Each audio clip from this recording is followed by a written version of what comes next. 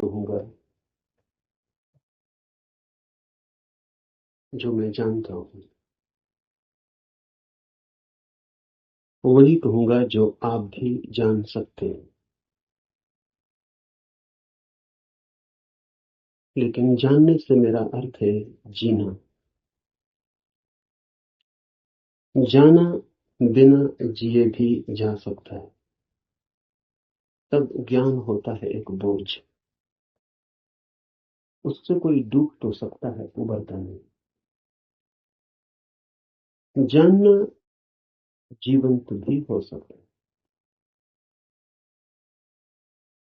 तब जो हम जानते हैं वो हमें करता है निर्भर, हल्का, कि हम उड़ सके आकाश में। जीवन ही जब जानना बन जाता है तभी पंख लगते हैं, तभी जंजीरें टूटती हैं और तभी द्वार खुलते हैं अनंत के।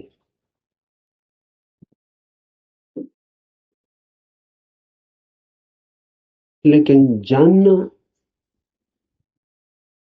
कठिन है। ज्ञान इकट्ठा कर लेना बहुत आसान, और इसलिए मन आसान को चुन लेता है और कठिन से बचता है। लेकिन जो कठिन से बचता है वो धर्म से भी वंचित रह जाएगा। कठिन ही नहीं, जो असंभव से भी बचना चाहता है वो कभी भी धर्म के पास नहीं पहुंच पाएगा। धर्म तो है ही उनके लिए जो असंभव में उतरने की तैयारी रखते हैं। धर्म है जुआरियों के लिए, दुकानदारों के लिए नहीं।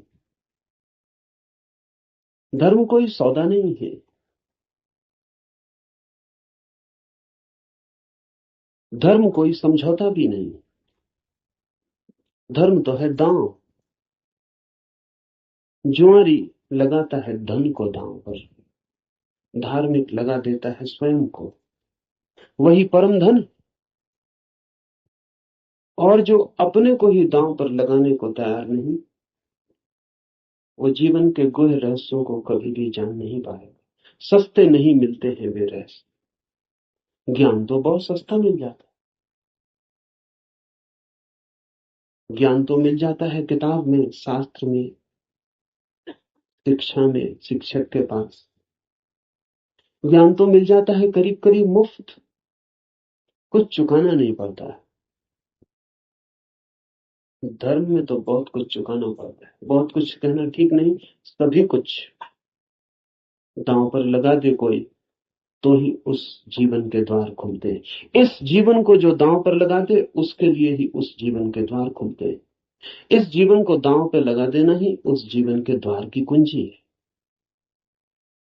लेकिन ज्ञान बहुत सस्ता है, इसलिए मन सस्ते रास्ते को चुन लेता है, सुगम को। सीख लेते हैं हम बातें, शब्द, सिद्धांत, और सोचते हैं जान लिया। अज्ञान बेहतर है ऐसे ज्ञान से। अज्ञानी को कम से कम इतना तो पता है कि मुझे पता नहीं। इतना सत्य तो कम से कम उसके पास है। जिन्हें हम ज्ञानी कहते हैं उनसे ज्यादा असत्य आदमी खोजने मुश्किल। उन्हें यह भी पता नहीं है कि उन्हें पता नहीं। सुना हुआ, याद किया हुआ, कंठस्थ हो गया, धोखा देता है। ऐसा लगता है मैंने भी जान लिया। मैं आपसे वही कहूंगा जो मैं जानता हूं, क्योंकि उसके कहने का ही कुछ मूल्य है। क्योंकि जिसे मैं जानता हूं, अगर आप तैयार हो तो उसकी जीवंत चोट आपके हृदय के तारों को भी हिला सकती है। जिसे मैं ही नहीं जानता हूं, जो मेरे कंठ तक ही हो, वो आपके कानों से ज्यादा गहरा नहीं जा। जो मेरे हृदय तक हो उसकी ही संभावना बनती है। अगर आप साथ दें तो वो आपके हृदय तक जा सकता है। आपके साथ की तो फिर भी जरूरत होगी। क्योंकि आपका हृदय अगर बंद ही हो तो जबरदस्ती उसमें सत्य डाल देने का कोई उपाय नहीं है। और अच्छा ही है कि उपाय नहीं है, क्योंकि सत्य भी अगर जबरदस्ती डाला जाए तो स्वतंत्रता नहीं बनेगा, परतंत्रता बन जाएगा। सभी जबरदस्तियां परतंत्राएं बन जाती। इसलिए इस जगत में सभी चीजें जबरदस्ती आपको दी जा सकती हैं, सिर्फ सत्य नहीं दिया जा सकता, क्योंकि सत्य कभी भी परतंत्रता नहीं हो सकता। सत्य का स्वभाव स्वतंत्रता है। इसलिए एक चीज भर है इस जगत में जो आपको कोई जबरदस्ती नहीं दे सकता, जो आपके ऊपर थोपी नहीं जा सकती, जो आपको पहनाई नहीं जा सकती, उड़ाई नहीं जा सकती। आपका राजी होना अनिवार्य शर्त है, आपका खुला होना, आपका ग्राहक होना, आपका आमंत्रण, आपका अहोभाव से भरा हुआ हृदय। जैसे पृथ्वी वर्षा के पहले पानी के लिए प्यासी होती और दरारें पड़ जाती हैं, इस आशा में पृथ्वी जगह जगह अपने ओंठ खोल देती है कि वर्षा हो। ऐसा जब आपका हृदय होता है तो सत्य प्रवेश कर।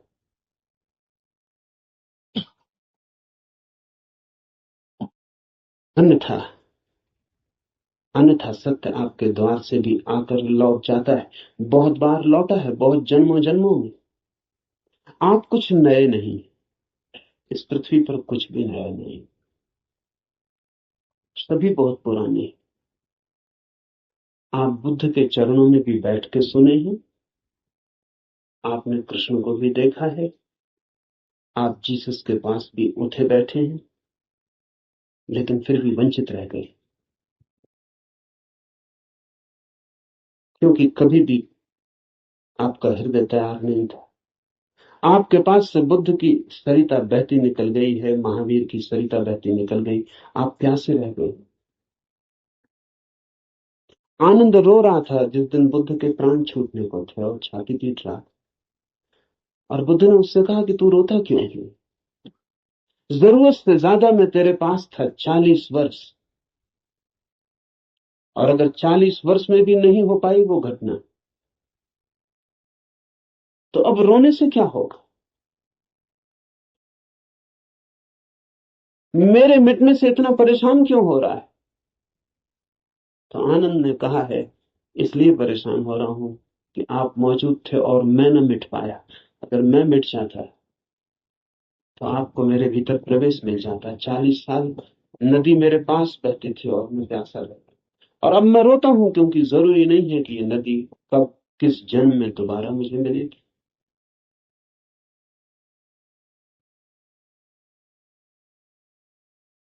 आप कुछ नए नहीं है।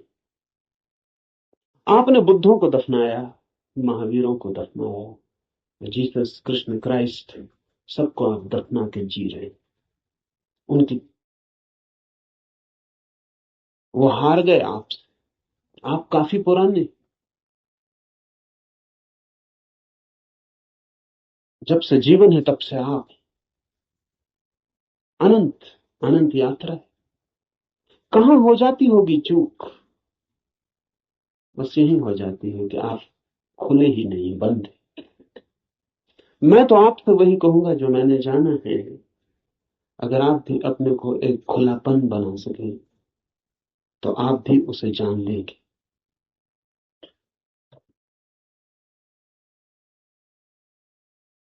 और ऐसा नहीं है कि कोई कठिनाई है बहुत, एक ही कठिनाई है, और वो आप ही। कुछ लोग कुतूहल से चलते हैं, जैसे राह चलते बच्चे पूछ लेते हैं इस वृक्ष का नाम क्या है, और अगर आप उत्तर ना दें तो तत्क्षण भूल जाते हैं कि उन्होंने पूछा भी था। वो दूसरी बात पूछने लगते हैं कि ये पत्थर यहां क्यों पड़ा है।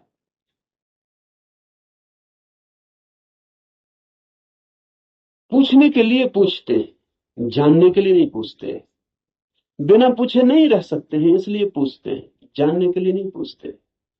जो लोग कुतूहल से जी रहे हैं वो अभी भी बचकाने हैं। अगर आप ऐसे ही पूछ लेते हैं कि ईश्वर क्या है, जैसे कि कोई बच्चा राह चलती दुकान देख के पूछ लेता हो कि ये खिलौना क्या है, तो आप अभी बच्चे हैं। और बच्चा तो माफ किया जा सकता है, आप माफ नहीं किए जा सकते। कुतूहल नहीं चलेगा। धर्म कोई खिलवाड़ नहीं है बच्चों का। और फिर उत्तर भी मिल जाए तो उससे कोई प्रयोजन नहीं है। बच्चे का मजा पूछने में है। उसने पूछा, यही उसका मजा है। आप उत्तर देंगे भी तो उस उत्तर में उसे कोई बहुत रस नहीं। क्या बात। मनस्विद कहते हैं कि बच्चे नया नया बोलना सीखते हैं तो अपने बोलने का अभ्यास करते हैं पूछ पूछ। जैसे बच्चा नया नया चलना सीखता है तो बार बार उठ के चलने की कोशिश करता है। बोलना सीखता है तो बार बार बोलने की कोशिश करता है। इसलिए बच्चे एक ही बात को कई दफा कहते हैं। इसलिए कई दफा कहते हैं क्योंकि उन्हें बोलने का एक नया अनुभव, एक नया आयाम मिला है। उस नए आयाम में वे तैर के अभ्यास कर रहे हैं। इसलिए कुछ भी पूछते हैं, कुछ भी बोलते हैं। अगर आप भी धर्म की दुनिया में कुछ भी पूछ रहे हैं, कुछ भी बोल रहे हैं, कुछ भी सोच रहे हैं, और कोई गहरी जिज्ञासा नहीं है, बस कुतूहल है, तो अभी आप और कुछ बुद्धों को दफनाएंगे। अभी और न मालूम कितने बुद्धों को आपके साथ मेहनत करनी पड़ेगी।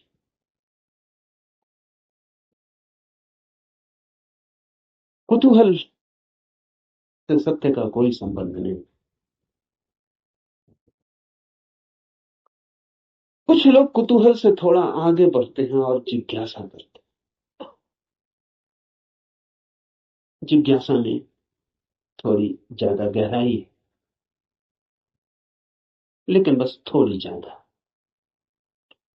जिज्ञासा भी बहुत गहरी नहीं, वो भी उथली। क्योंकि जिज्ञासा है केवल बौद्धिक। और बुद्धि भी ऐसी है जैसी खाज होती है, खुजलाएं तो थोड़ा रस आता है। ऐसा बुद्धि को भी खाज होती रहती। ईश्वर है, आत्मा है, मोक्ष है। ध्यान क्या है? करने के लिए नहीं। ईश्वर क्या है? जानने के लिए नहीं, चर्चा के लिए, बातचीत के लिए।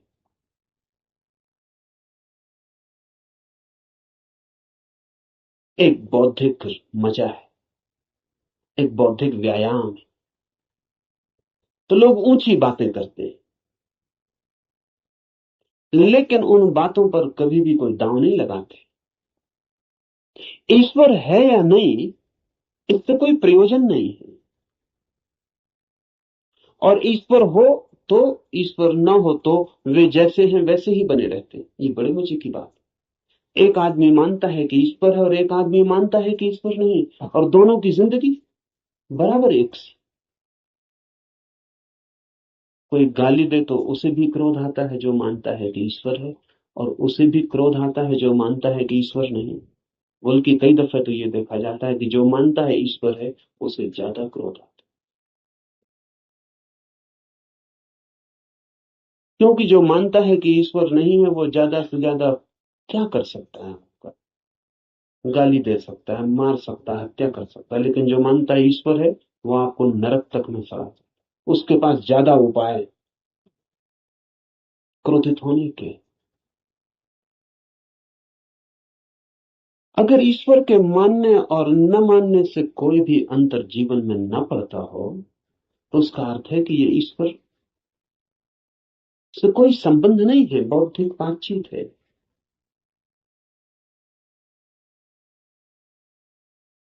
ऐसी जिज्ञासा हो तो आदमी दार्शनिक हो जाता है, चिंतन मनन करने लगता है, शास्त्र अध्ययन करने लगता है, बहुत सिद्धांत इकट्ठे कर लेता है, पक्ष में विपक्ष में सोच लेता है, वाद विवाद करता है, शास्त्रार्थ करता है, लेकिन जीता कभी नहीं।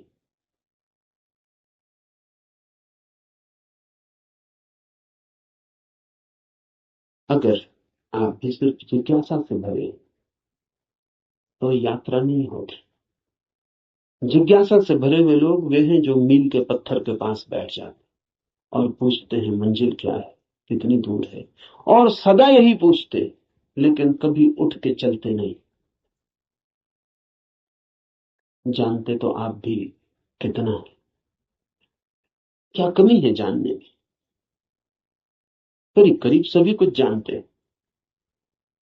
जो बुद्ध ने जाना हो, महावीर ने, कृष्ण ने जाना हो, वो सभी आप भी तो जानते हैं। गीता में पढ़ के आपको ऐसा नहीं लगता कि ये बातें तो हमें भी मालूम? मालूम आपको भी, पर सिर्फ बुद्धि तक है, आपके हृदय तक उनका बीज नहीं पहुंचा। और बुद्धि पर रखे हुए विचार वैसे ही होते हैं जैसे पत्थर पे कोई बीज को रखते हैं। बीज तो होता है लेकिन पत्थर पे रखा रहता, अंकुर नहीं फूट सकता। अंकुर फूटना हो तो बीज को पत्थर से गिरना पड़े, जमीन खोजनी पड़े, और जमीन की भी ऊपर की सतह ठीक नहीं है क्योंकि और गीली जगह चाहिए, तो थोड़ा जमीन के भीतर पहुंचना पड़े जहां थोड़ी पानी की सुविधा हो, थोड़ा रस बहता हो। बुद्धि पर पत्थर की तरह बीज रख जाते हैं, हृदय तक जब तक न गिर जाए तब तक गीली जगह नहीं मिलती। हृदय में थोड़ा रस बहता है, थोड़ा प्रेम, वहां थोड़ा पानी है, वहां कोई बीज गिरे तो अंकुरित होता है, नहीं तो कभी अंकुरित नहीं होता। जिज्ञासु व्यक्तियों के पास बहुत कुछ होता है लेकिन पत्थर पर रखे हुए बीजों की भांति। जमीन भी ज्यादा दूर नहीं होती लेकिन थोड़ी यात्रा भी मुश्किल है, चलना बिल्कुल नहीं है, तो पत्थर पर ही बीज रखा रह जाता है। इतनी यात्रा तो करनी ही पड़ेगी कि बीज पत्थर से नीचे गिरे, जमीन पर आए, जमीन में जगह खोजे, थोड़ी गीली भूमि को पाए, थोड़ा छिप जाए अंधेरे में। ध्यान रहे, जगत में जो भी जन्म पाता है वो गहन, मौन, एकांत, अंधेरे को चाहता है। बुद्धि में तो जितनी चीजें रखी हैं वो सब खुले प्रकाश में रखी हैं, वहां अंकुर नहीं होते। हृदय, आपके भीतर गीली जमीन है छिपी हुई, वहां कुछ पैदा होता है। इसलिए जो सिर्फ जिज्ञासा से जीते हैं वे विद्वान बन जाते हैं, पंडित बन जाते, ज्ञानी बन जाते, लेकिन कुछ अंकुरित नहीं होता उनके भीतर। कोई नया जन्म, कोई नया जीवन, कोई नए फूल, कुछ भी नहीं। एक और जिससे संबंध है हमारा, एक और भी दिशा है खोज की, उसे हम कहते हैं मुमुक्ष। जानने की फिक्र नहीं है, जीने की फिक्र। जानने की फिक्र नहीं है, होने की फिक्र। ये सवाल नहीं है कि ईश्वर है, सवाल ये है कि क्या मैं ईश्वर हो सकता हूं। अगर ईश्वर हो भी और मैं ईश्वर न हो सकूं तो कोई सार नहीं। सवाल ये नहीं है कि मोक्ष है, सवाल ये है कि क्या मैं भी मुक्त हो सकता हूं। अगर मैं मुक्त हो ही ना सकूं और मोक्ष हो भी कहीं तो क्या अर्थ है? ये बात नहीं है कि आत्मा है भीतर या नहीं, हो या ना हो। सवाल असली ये है कि क्या मैं आत्मा हो सकता हूं। मुमुक्षा है होने की खोज, और जब कोई होना चाहता है तब दांव पर लगना पड़ता है। इसलिए कहता हूं धर्म है जुआरियों का काम। वही कहूंगा जो मैं जानता हूं, जो जिया है। अगर आप तैयार हुए दांव पर लगाने को, तो जो मेरा अनुभव है वो आपका अनुभव भी बन सकता है। अनुभव किसी के नहीं होते, जो भी लेने को तैयार हो उसी के हो जाते। सत्य पर किसी का कोई अधिकार नहीं, जो भी मिटने को राजी है वही उसका मालिक हो जाता। सत्य तो उसका है जो भी उसे मांगने की तैयारी दिखलाता है, जो भी अपने हृदय के द्वार खोलता है और उसे पुकारता है।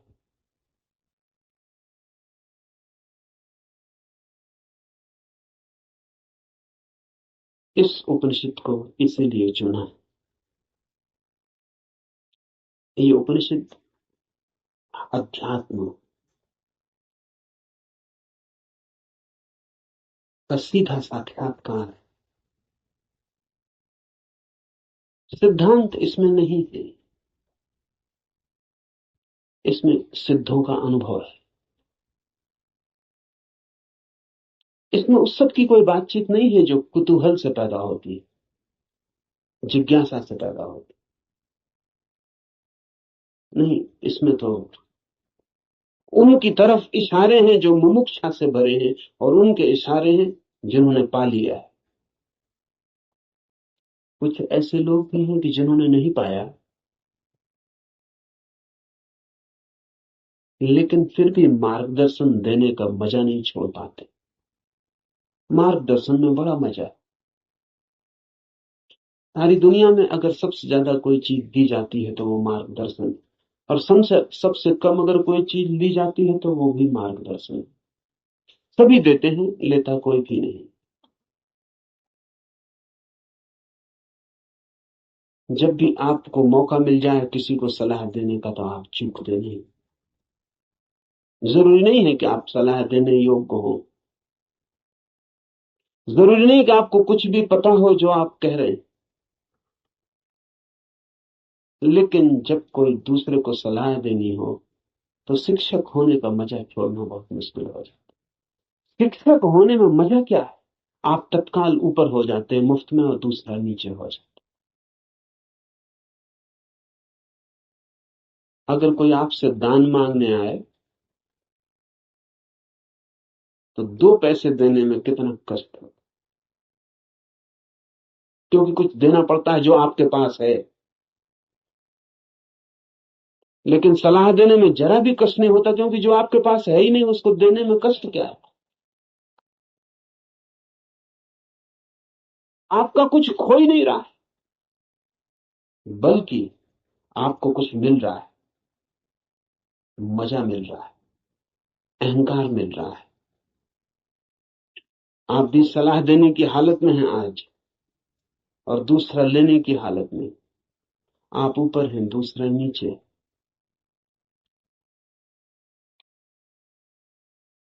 इसलिए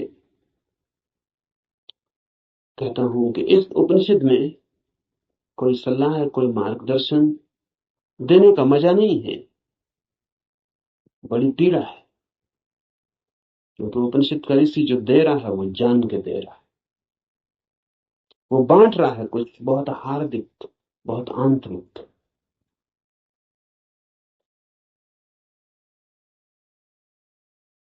संक्षिप्त इशारे हैं लेकिन गहरे हैं। बहुत थोड़ी सी चोटें हैं लेकिन प्राणघातक है। और अगर राजी हो तो तीर सीधा हृदय में चुभ जाएगा और जान लिए बिना न रहेगा, जान ही ले लेगा। इसलिए थोड़ा सावधान, थोड़ा सचेत, क्योंकि ये सौदा ही खतरनाक है। इसमें पागल हुए बिना कोई मार्ग ही नहीं है। इसमें अपने को मिटाए बिना पाने का कोई उपाय ही नहीं। यहां तो खोने वाले ही बस पाने वाले बनते। और इसीलिए इस उपनिषद को भी चुन लिया है। ऐसे तो सीधा ही आपसे कह सकता हूं, कोई कारण इस उपनिषद को चुनने का नहीं है। बहाना, आड़। क्योंकि तीर सीधा मारो आदमी बच सकता है, उपनिषद की आड़ से थोड़ी सुविधा है, इसलिए चुन लिया है कि आपको ऐसा भी पता नहीं लगेगा कि मैं कोई सीधे ही आपको तीर मार, तो बचने का जरा उपाय कम हो जाता है। सभी शिकारी जानते हैं थोड़ी आड़ से शिकार ठीक होती। ये उपनिषद सिर्फ आड़ है और इससे कुछ लेना देना ज्यादा नहीं। जो मैंने जाना है वही कहूंगा, लेकिन उसमें और उपनिषद में कोई अंतर नहीं है, क्योंकि इस उपनिषद के ऋषि ने जो कहा है वो जानकर ही कहा।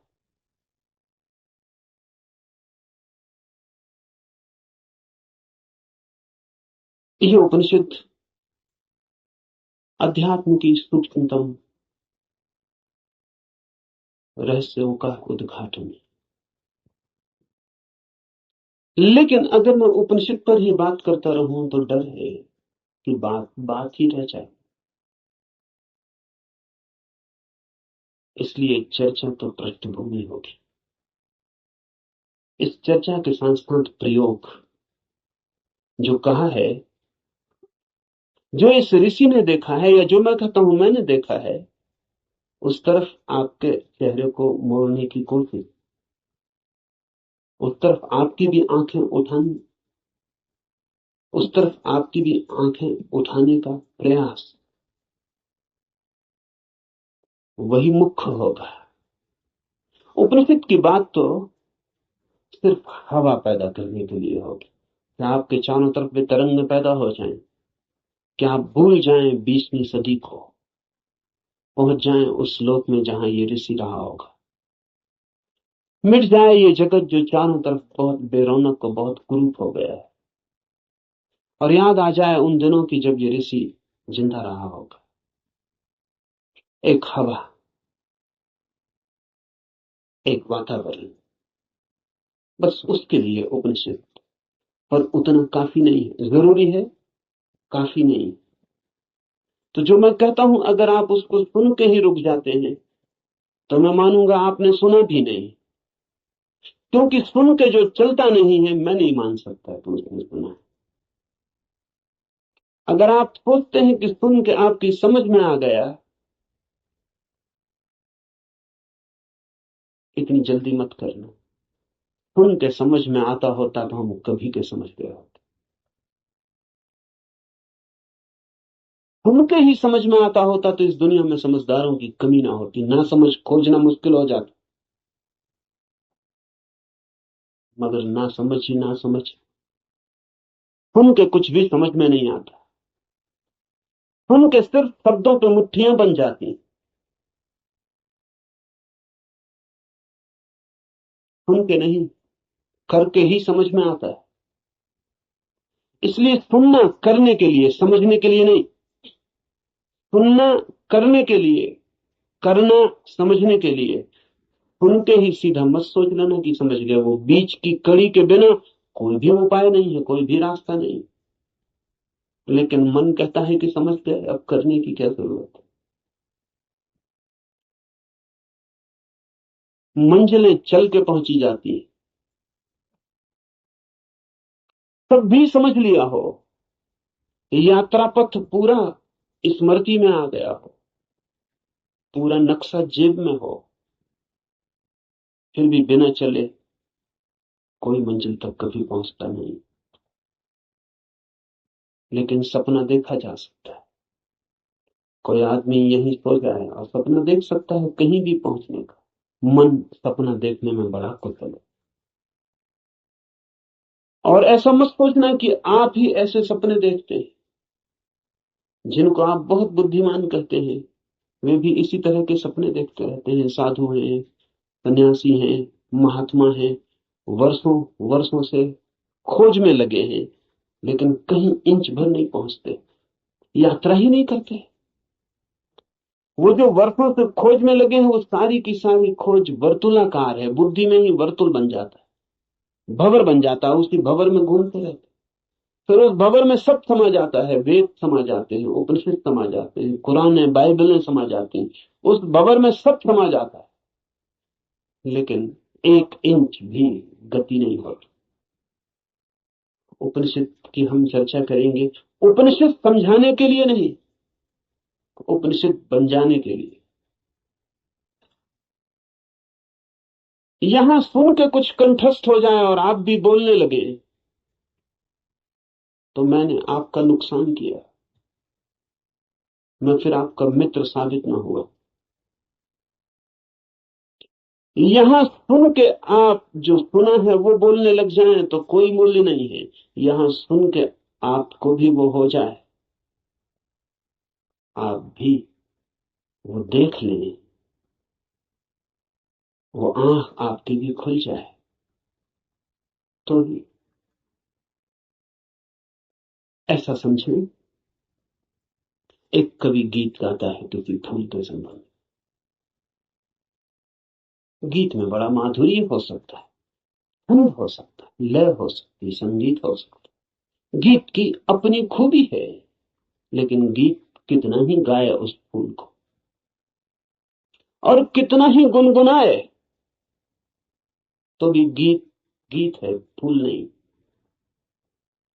और लाखों गति और लाखों छंद, तो भी गीत गीत है, फूल की सुगंध नहीं। और आप उसी गीत से तृप्त हो जाए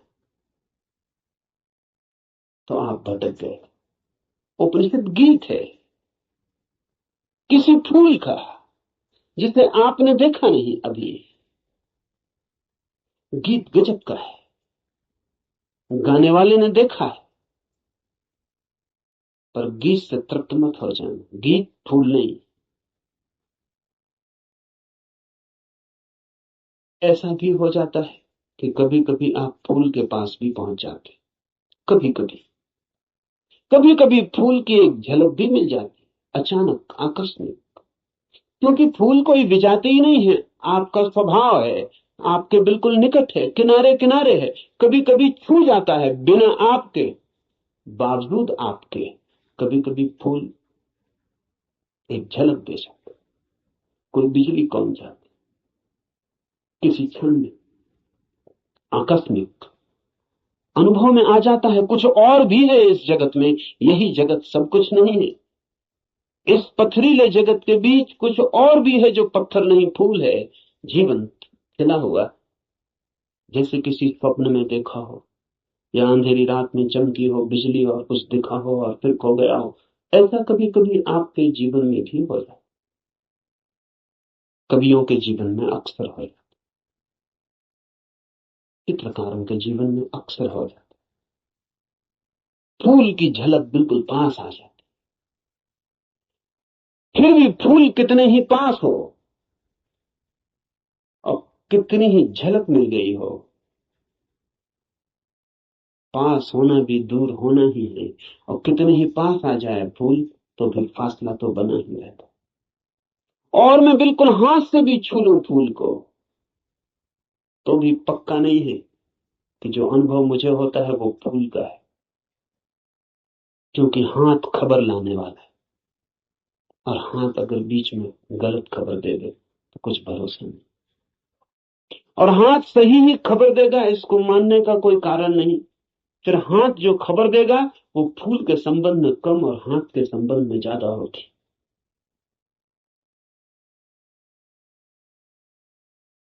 फूल ठंडा मालूम पड़ता, जरूरी नहीं कि फूल ठंडा हो सकता है हाथ गर्म हो, इसलिए फूल ठंडा मालूम पड़ता। खबर हाथ के संबंध में, क्योंकि खबर जब भी किसी माध्यम से आती तो सापेक्ष होती है, पक्का नहीं हुआ जा सकता। पोपोफ का मैं एक संस्मरण पढ़ रहा था। पोपोफ एक साधिका थी और गहरी साधिका थी, और पियोत्र दिमित्रोविच ऑस्पेंस्की के पास साधना करती। एक दिन बैठी थी पास, एक सज्जन ने आके ऑस्पेंस्की से पूछा कि ईश्वर है या नहीं। तो ऑस्पेंस्की ने कहा कि ईश्वर नहीं, ईश्वर नहीं। फिर ऑस्पेंस्की थोड़ी देर रुका और उसने कहा कि लेकिन मैं कोई गारंटी भी नहीं कर सकता,